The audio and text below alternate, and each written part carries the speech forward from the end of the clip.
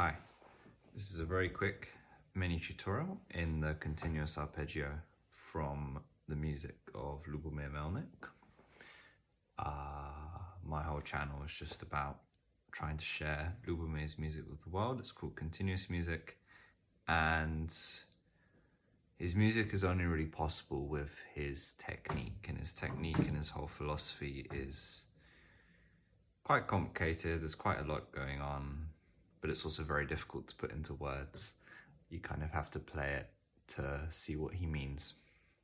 Anyway, one aspect of his music, he does these like mind-bending, long fluid runs across the entire piano extremely quickly, and he can sustain them for 1 hour, 2 hours, 3 hours.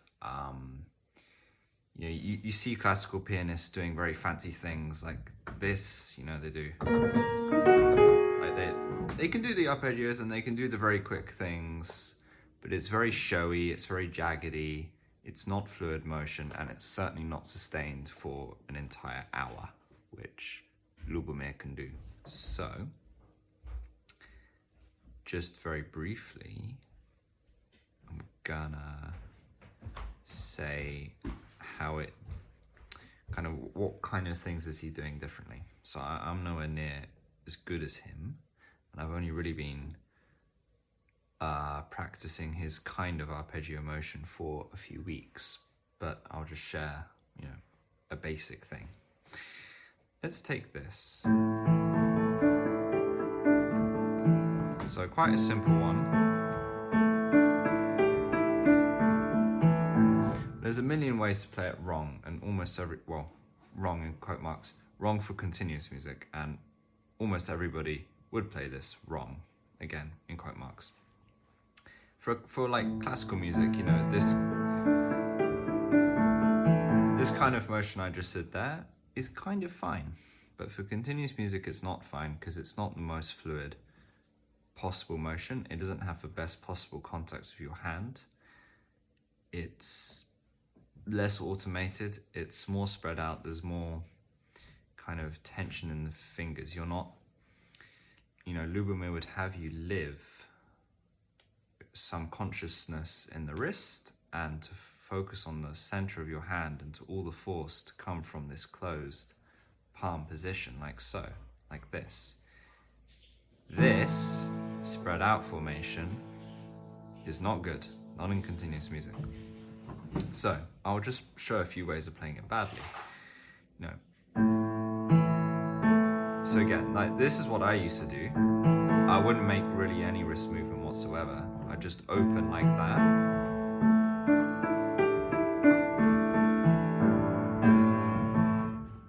This is straight off the bat bad. This long kind of formation, there's tension in the muscles here. And look, my fingers are like claws. This is not good if I want to sustain this motion completely painlessly. Another thing you could do to get started is to try and use your wrist to help you stretch less. And then good classical pianists kind of recommend this as well. So maybe something like this. So I've kind of moved my wrist a bit, like.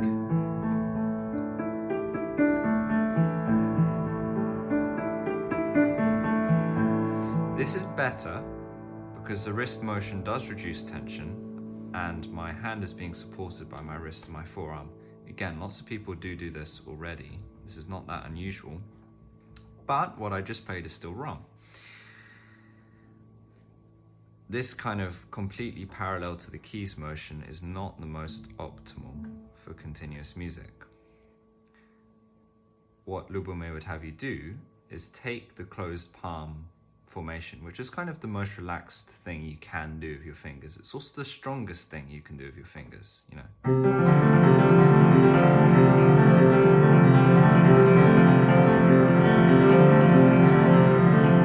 This formation of the hand is very powerful. And if you want to play powerfully and fluidly, you want to keep it as much as possible.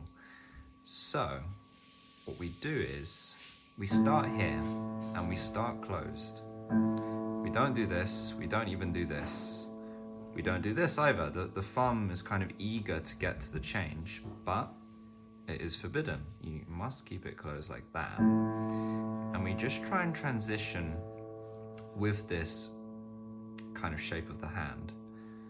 Not like aggressively tucking your thumb in, because this is a conscious thing and there's also tension in that muscle. You don't want that. It's kind of a relaxed thing where it just hangs inside, protected by the palm. And I just move, but also I shouldn't be too eager to let my finger off of this as well. I can press both at the same time. Now I'm here, I can pivot on this index finger and I can begin to lift off. But again, my hand shape needs to be closed, like so. Not like this, or whatever. So keep it close, and now my wrist is taking me to where I can just let my thumb fall on the note. And again, I have this closed position. And now I'm like this, and I have to come in at an angle. So not completely parallel to the keys. Like I could do this quite parallel to the keys and just kind of swing myself over, which is kind of what I do. I'm trying to change that. This is not the most optimal. What you want to do is you want to get to here and let your hand swing the fifth finger over onto here, but to do so at an angle, because then you come in with more force, velocity, but also more ease. Like that. And I've rotated my wrist a bit to come in at that angle. And you'll notice that we hit this note twice. This is not so common in classical music. You might just do this. Wow, see, I'm too used to hitting it twice now, but when you're practicing your basic arpeggios, you do something like this. You don't necessarily have a double hit at the interchange, but most of the time in continuous music you do, because this minimizes tension for the hand. If I were to go from here immediately over there, that's quite a significant swing. And if I don't swing at all, if I just kind of move, that's even worse. So we come to here, we swing over onto where we already are, and the thumb and fifth finger should essentially be touching. Now I do take my thumb off, but the hand stays in this very closed position. And that's an extremely relaxed motion. It actually feels quite nice. Now you're here, you can push off of the fifth finger into the new octave.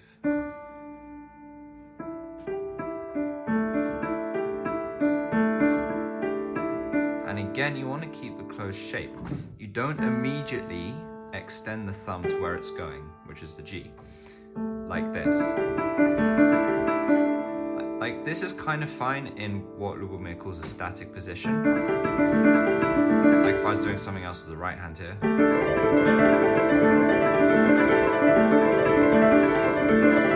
Then having my hands kind of splayed like this is fine.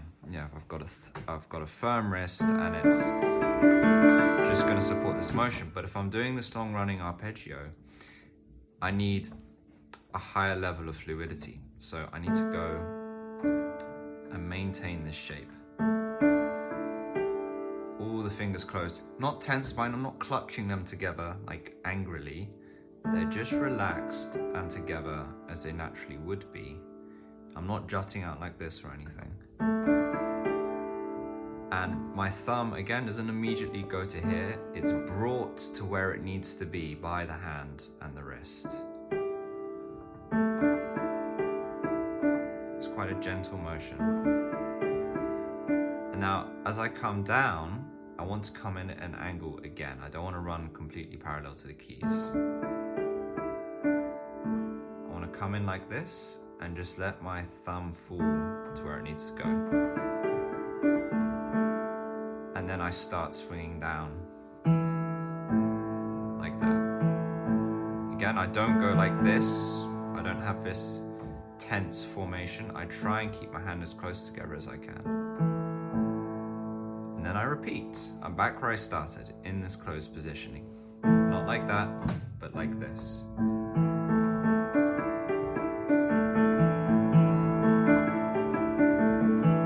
Now, I definitely don't claim to do this perfectly, especially not when I'm playing quickly. But I do it okay, and I at least know what I should be doing. Right? It's this thing I've shown you in slow motion. This is what Lubomyr teaches, but his teachings are hard to come by. That's why I put them on YouTube. You can go for multiple octaves, of course. I'm not sure if it's visible on camera, but you can start. You know, there's no rule against it. And Lubomyr himself will play, 4 octaves very fluidly, with ease, with this kind of closed motion. And if you watch him play live or on YouTube and you get a chance to see his hands, it really is amazing how relaxed they are. It's like he is never ever stretching, and they just kind of glide like through water, and it works. I can't do that, but I'm trying. And already what I'm doing here is a really relaxed thing. Again, it is quite fun to move your hand in this way, but it really is painless, and I can do this at quite high speeds, and I can sustain it without hurting my hand. Another thing that's important, though, is to have evenness in the notes. A common thing is to, when you get to here, just kind of go, like pick up in speed. You really don't want to do that. It should be kind of smooth like this. Increased finger strength helps you smoothen that out. Often if a third finger is weak, it's just going to go, it's going to pick up speed because it can't really sustain the weight of your hand. But if it's a bit stronger, it can. And that's fine. You also would like to come down on the bass quite powerfully. Not jabbing your 5th finger like this, with this tense formation. You always want to avoid tension. Don't do that, but let your wrist, again, slightly at an angle, let your hand come down to support it, and just sink it in, like that. And you can have a good power there. This is good for 2 reasons. Well, it's good for many reasons. It kind of gives you a focal point at the base of the run that your mind can focus on and listen for. It gives you kind of a rhythmic center. This is where I'm starting. It gives you power in your play, and you can also spring off of it. If you want to get energy for your next run up the keyboard, if you spring off of this, you have energy, you have motion. If you just kind of very weakly hit it, it's going to be difficult to keep up the motion. This particular arpeggio, or arpegge as he calls them, is from circular etude number 4, and one that comes immediately after it is its friend.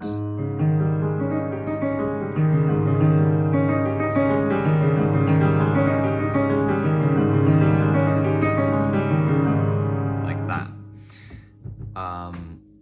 This is a bit different because we have 4 notes in the lower register and in the upper register, and we don't do a double hit. Here we did an A double hit. In this arpeggio, instead, I don't change on the G, but I swivel and my 5th finger comes up to the A flat.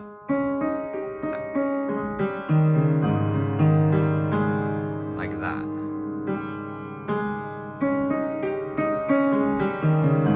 The only reason I'm showing you this is for one more example, but also so you can see how my hand is, because I think I do this one a bit better. It stays relaxed and closed down, and up, and all the way through the motion.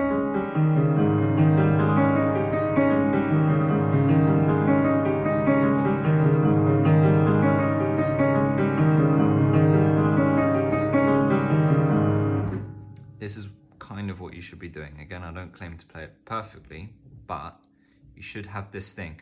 When you come over, By the time you finish up here, your fifth finger should be near the C. You should have this closed thing. You shouldn't do this with this great big stretch. Many people would do that. You should not do that. And since kind of training this hand motion, I've been able to play that particular piece a lot better. Just to give you an idea of what it sounds like hands together, like this is just the first few bars of the piece.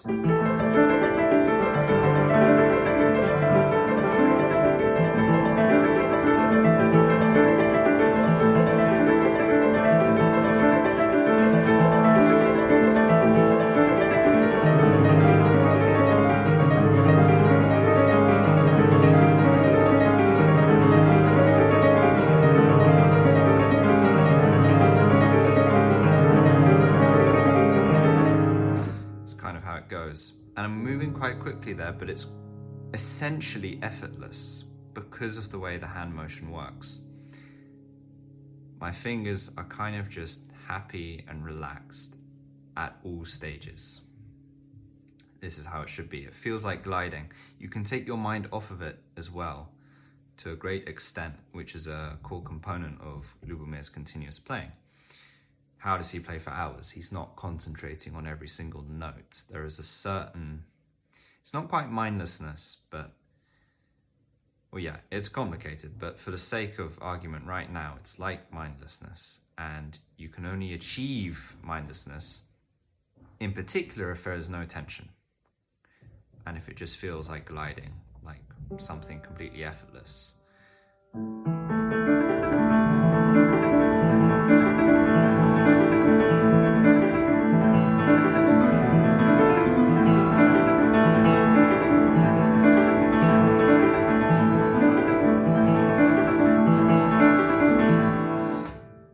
That was not really any more difficult than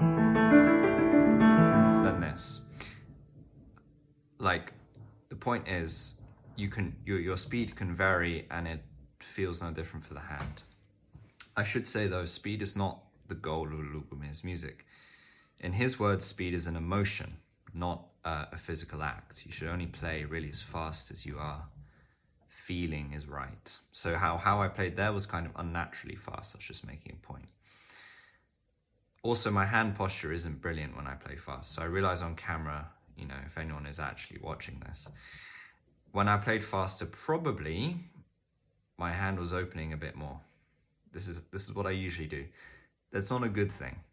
That's because, well, I was playing faster than I was really able to. You know, my muscles can't quite handle it. I don't quite have the finger control to play that quickly. Well, to play these kinds of runs that quickly. That is the goal.